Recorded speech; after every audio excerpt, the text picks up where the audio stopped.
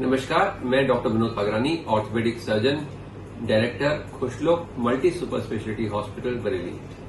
मित्रों, आज हम जानना चाहेंगे कि ऑस्टियोपोरोसिस या फिर हम ऐसा कहें कि हड्डियों का घनत्व कम होना या हड्डियां खुक्कल हो जाना, ऐसा क्या मर्ज है जो आपको हो जाता है। होता यह है कि जो इंसान लगभग 20 से 25 वर्ष तक की आयु में जो भी कोई अपना बोन मास इकट्ठा करता है, जो पीक बोन मास कहलाता है, जैसा उसने बचपन में खाया पिया, जैसे उसने एक्सरसाइज करी, उस हिसाब से उसका एक पीक बोन मास और मसल मास डेवलप होता है। उसके बाद कुछ समय उसे मेंटेन करता है, फिर उसको ग्रेजुअली वो कम होता है। तो हड्डियों में जब कैल्शियम का घनत्व इतना कम हो जाए कि हड्डी मामूली चोट पे टूटने लगे, हड्डी की डेंसिटी इतनी कम हो जाए कि थोड़ी सी झटके में वो टूट जाए, उसको ऑस्टियोपोरोसिस मर्ज कहते हैं।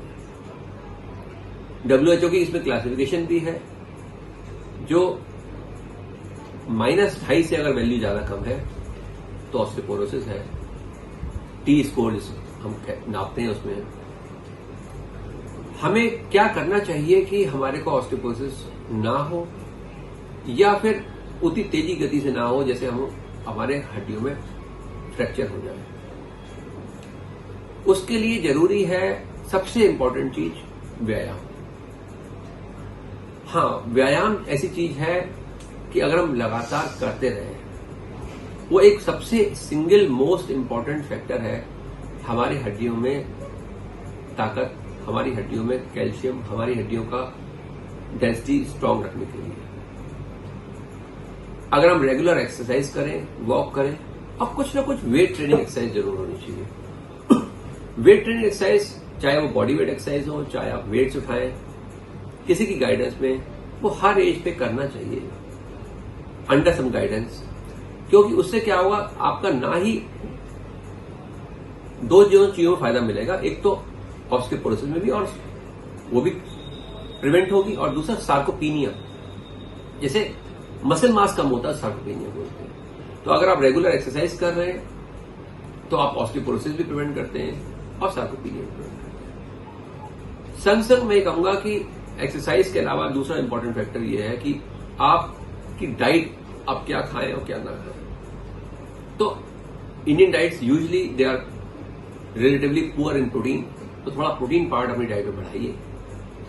ऑफकोर्स जिनको किडनी की प्रॉब्लम है वो अपने डॉक्टर की गाइडेंस में ही बढ़ाएं, लेकिन अदरवाइज जितना आपका बॉडी वेट है उस हिसाब से उतने ग्राम प्रोटीन तो आपको लेना चाहिए। पर केजी 1 ग्राम मान सकते हैं। तो रफली आप एज्यूम कर लीजिए 60-70 ग्राम प्रोटीन पर डे का आपका होना चाहिए। 60 ग्राम प्रोटीन माने कि आप दाल का कंटेंट बढ़ा सकते हैं। अगर आप जो नॉनवेज खाते हैं वो नॉनवेज खा सकते हैं।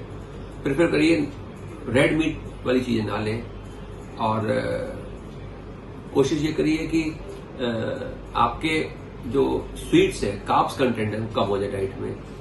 शुगर जितना अवॉइड कर सकें, मैदा जितना अवॉइड कर सकें, और अपनी डाइट में फाइबर कंटेंट भी बढ़ाइए। माने सैलेड ज्यादा खाइए, दाल ज्यादा खाइए, सब्जी ज्यादा खाइए, और चावल रोटी कंटेंट रिलेटिवली कम रखिए। और अगर आप ये सब चीज फॉलो करेंगे तो यूजुअली आपको ऑस्टियोपोरोसिस नहीं होगी। अगर इनकेस आपको ऑस्टियोपोरोसिस है तो अपनी डॉक्टर से गाइडेंस लीजिए। उसके भी ट्रीटमेंट है, उसके कुछ इंजेक्शन आते हैं, कुछ दवाइयां आती हैं, जिससे आप खाकर पहले की तरह पूरे स्वस्थ हो सकते हैं। विटामिन डी का कंटेंट भी इंपॉर्टेंट है। विटामिन डी लेवल बॉडी को लेना है। यूजुअली इंडियंस का आज की डेट में, क्योंकि जीवन शैली बदल गई है, तो विटामिन डी भी अक्सर लोगों का डेफिशिएंट आता है।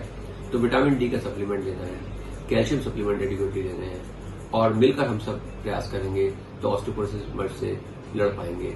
बहुत बहुत धन्यवाद। जय हिंद, जय भारत।